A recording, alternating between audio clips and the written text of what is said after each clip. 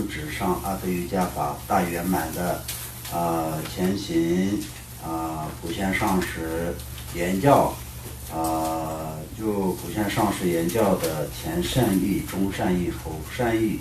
就是3种善意之中呢，那么前善意的部分圆满，然后第二个现在呢就是后善意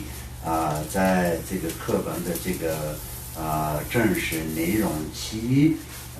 它有那个共同外前行以及不共内前行以这种两个阶段的这种分别当中呢，现在我们就是在讲那个共同外前行的部分。那么共同外前行的部分当中，也是今天我们就已经是在开始在所讲之法从这里开始要讲，然后在讲课之前跟听课之前呢，就有我们的这个起心动念法心我们在这个书本里面所讲的等期是非常重要。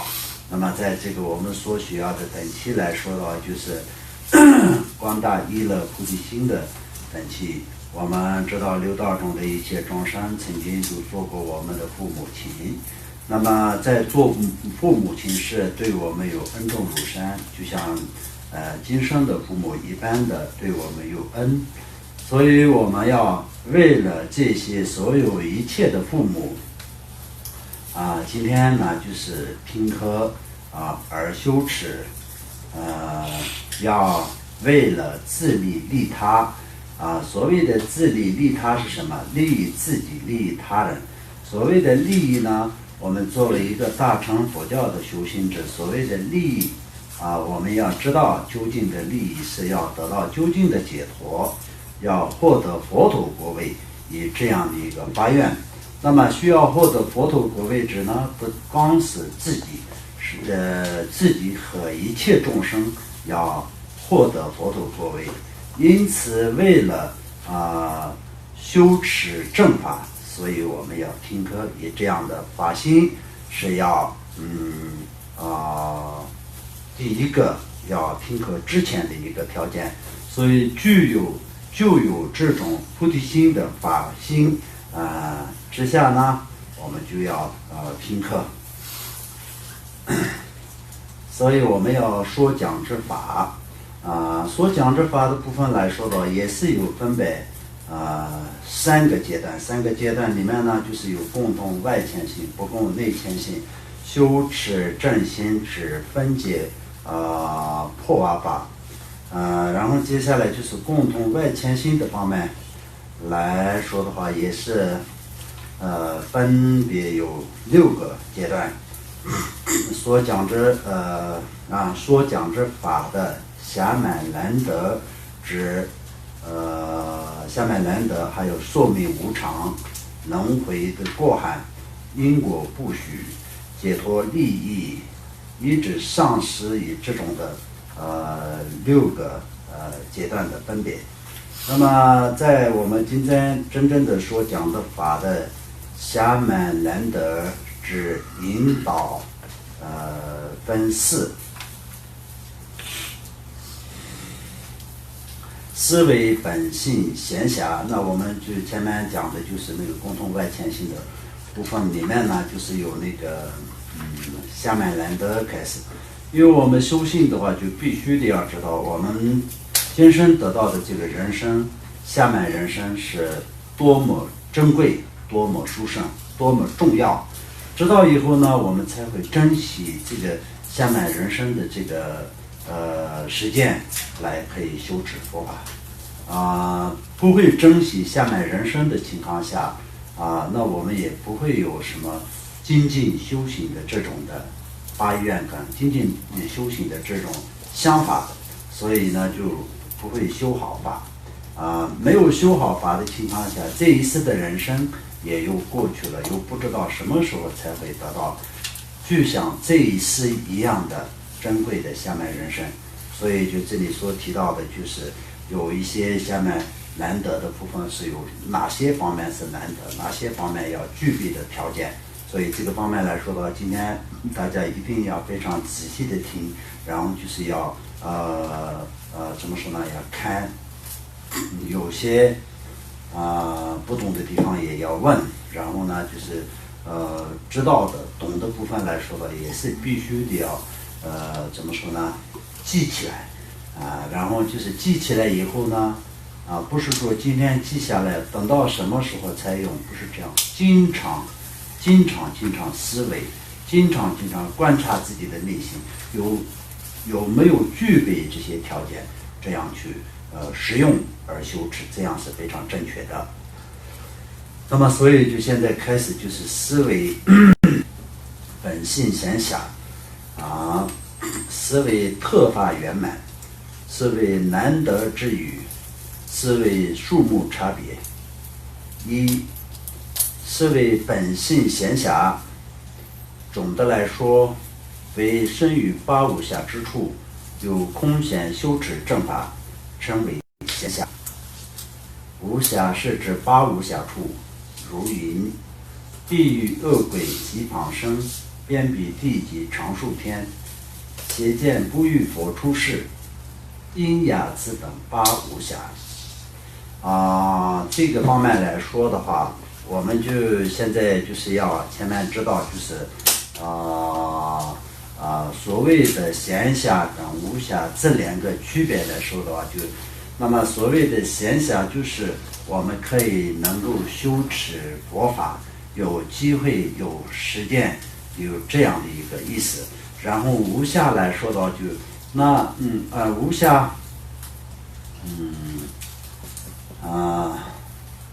无暇是没有机会的意思嘛，对不对？就是没有自由。没有自由，没有机会，也可以说没有时间可以修持，因为就是所有的法，我们佛教所讲的万物一切法的本性是空性，但也是有实现成为真正的法的这样的一个这两种的关系来说的话，就是完全依赖于缘起。那么缘起的意思来说的话，就是一种因缘。它那种因缘来说的话，就是所有一切的法不是独立产生的，都是有依靠跟依赖各种因缘而形成的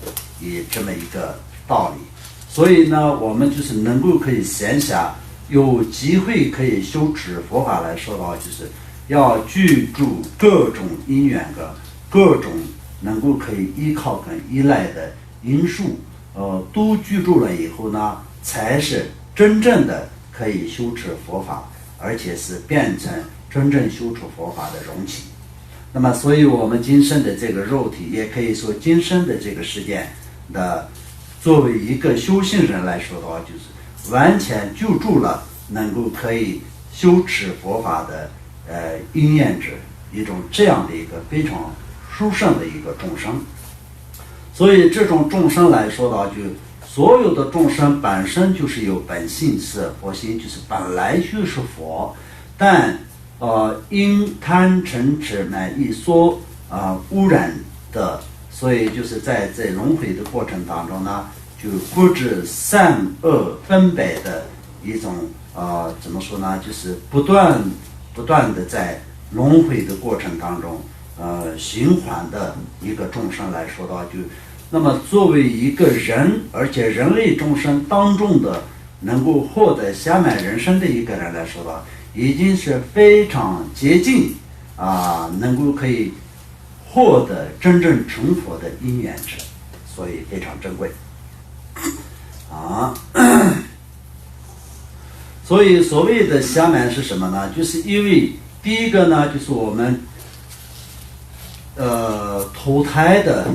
地方是非常关键的。相当我们这一世当中没有投胎到地狱、恶鬼、畜生、常数天这就是六道当中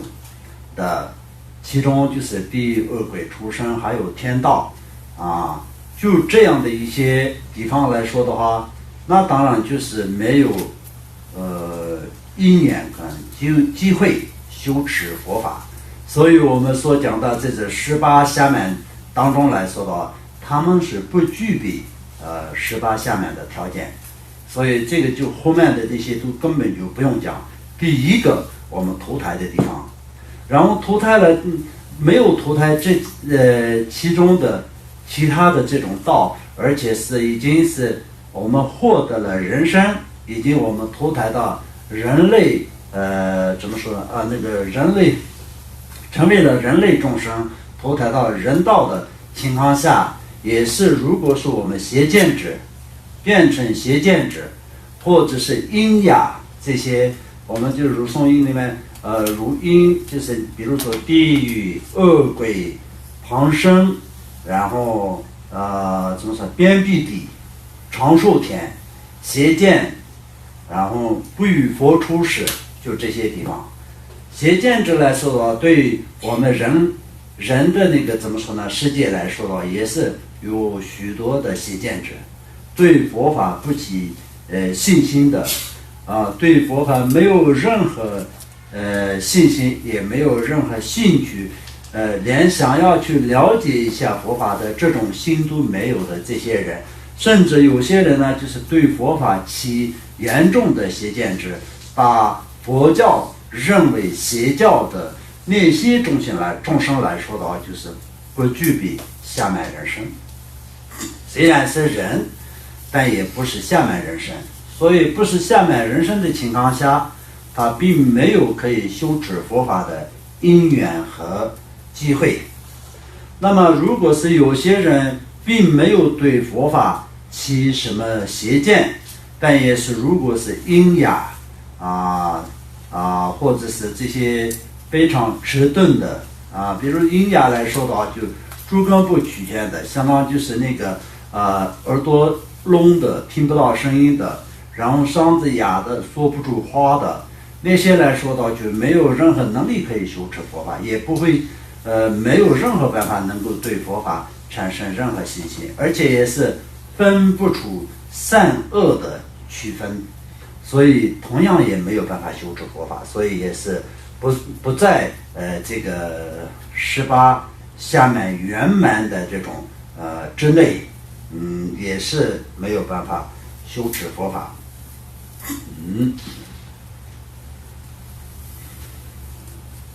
如果身在地狱中，则日日夜夜感受寒热之苦，而无有空闲修法。那么这里就是下面有一一的有念，所以你们仔细看就可以，不需要特别多的解释，因为这边写的都非常清楚。如果身为恶鬼，则恒时感受饥渴之苦，而无有空闲修法。那么这个当中来说呢，像比如说地狱中的众生，为什么日日夜夜都是感受那种寒热的痛苦？那肯定就是这里面所讲的一个寒热这两个字来怎么说呢？说明所有的这个地狱的种种痛苦。但是这样的话就是有点太简单了，应该需要一些更清楚的解释。但是呢在我们这个讲这个普贤上师言教的课本里面，后面呢就会出现更怎么说呢，清楚更丰富的地狱的恶鬼出生这些的解释。所以我们这里的话就只要是有提到就可以，相当地恶鬼就是这里所讲到的就是只有一个什么干渴，有这样的2个字，只是说一下恶鬼的痛苦。接下来的话就是会有更清楚的解释，所以今天不需要太多的解释如果身为旁生，则感受与是相互损坏的痛苦，而无有空闲修法。如果生于长寿天，则在无有意念无想之中虚度光阴，而无有空闲修法。如果生在边彼地，则无有佛法，则也无有空闲修法。如果身为外道或成为随同他们的持邪见者，则则相续，这相续比邪见污染染物是吧？对。啊，那一样，污染跟染物就所以无有空闲修法。如果生于暗劫，则连三宝之声也听不到，不了知善恶，所以无有空闲修法。如果身为阴雅，则心相续无法调胜，所以无有空闲修法。八无暇中三恶趣的众生，恒时不断感受由各自往昔所造恶业的果报，所以发的寒热饥渴等痛苦，所以无有空闲修法。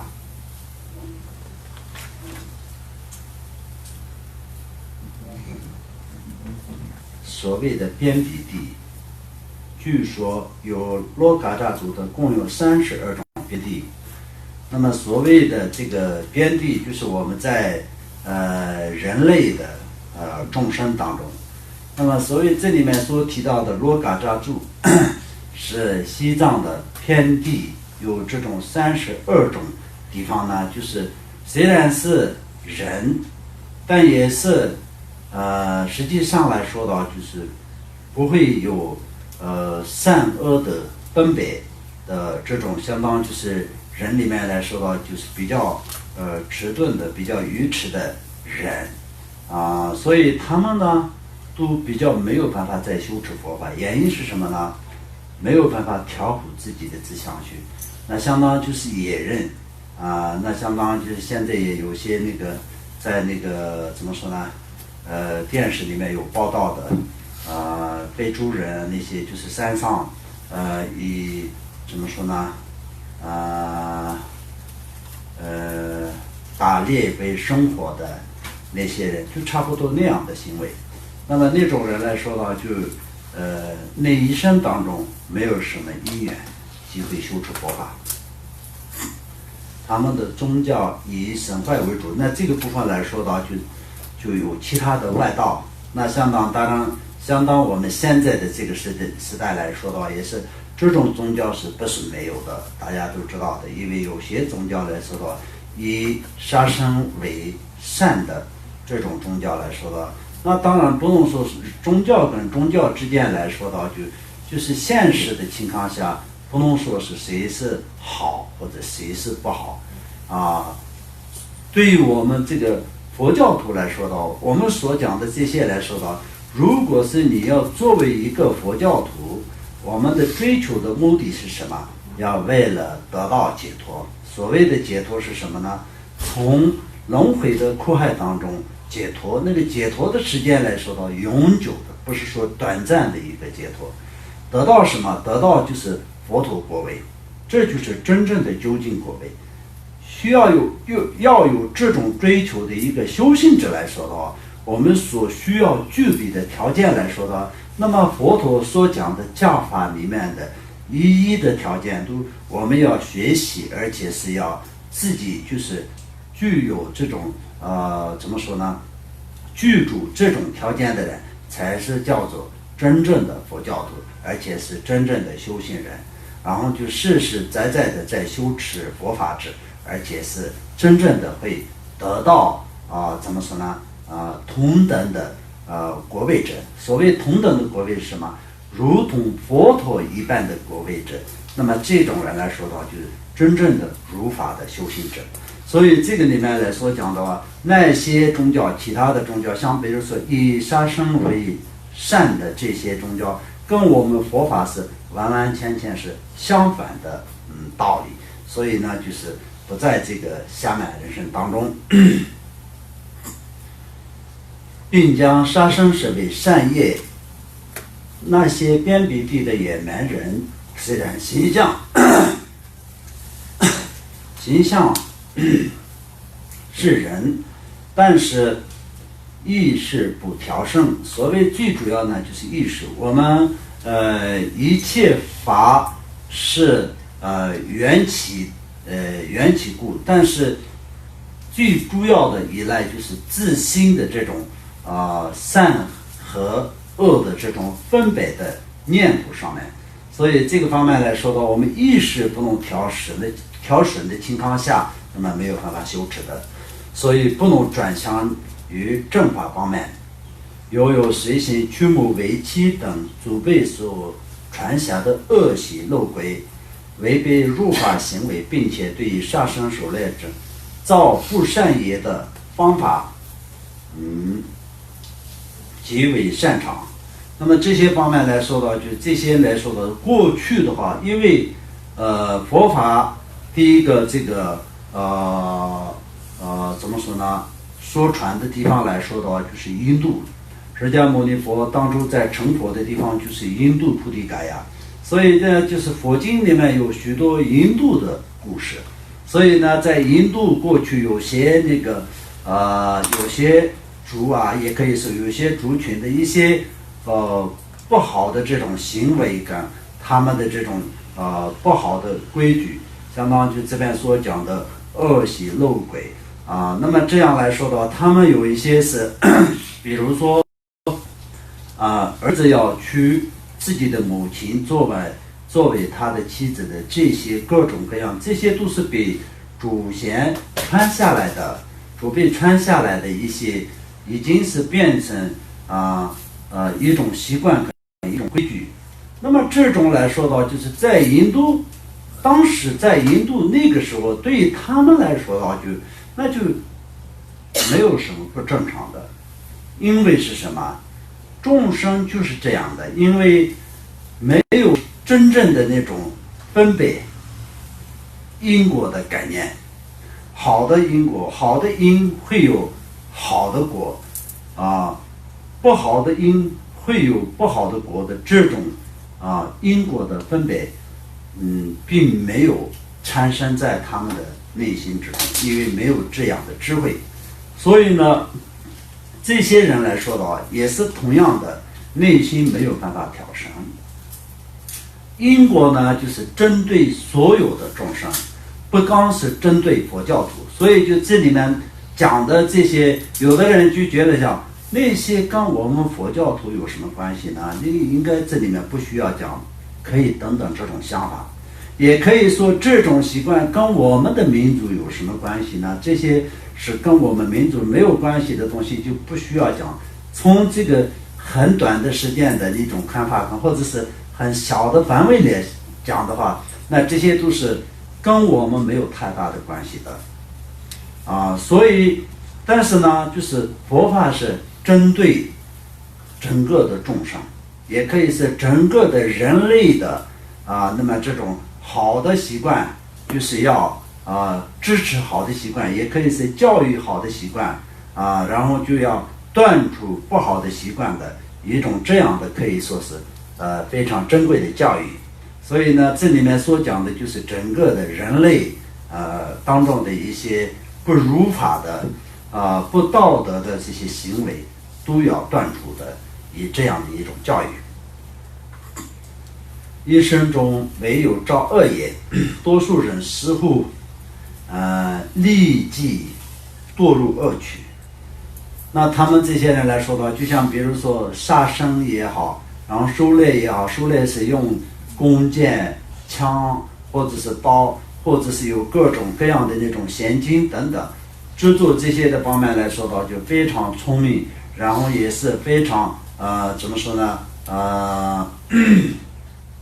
擅长的这些人来说到，那一生当中都是会造很多的恶业。所以这些人来说到，就死亡以后，那我们佛教徒所重视的死亡以后的，就是在6种中阴过程当中的最后的这种死亡后的这种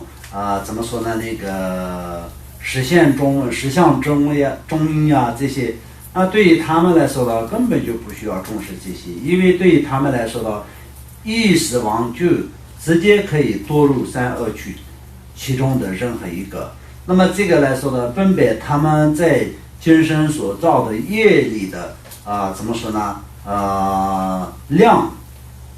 大和小，大中小。那么量最大的业障最重的肯定是直接就下地狱，重的就直接就变成恶鬼，那么最轻的也是直接会变成畜生的。所以就中间就不需要说啊，他能不能够解脱，或者是能不能够转生在那个上三道之中，连这种都不用想的。所以呢，就是今生一直不断的造业的结果，就是一死后就马上直接可以堕入恶趣的。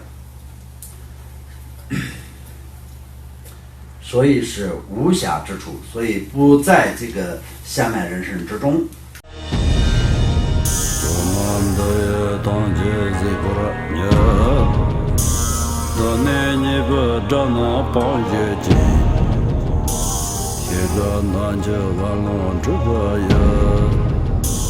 自本作人着康中外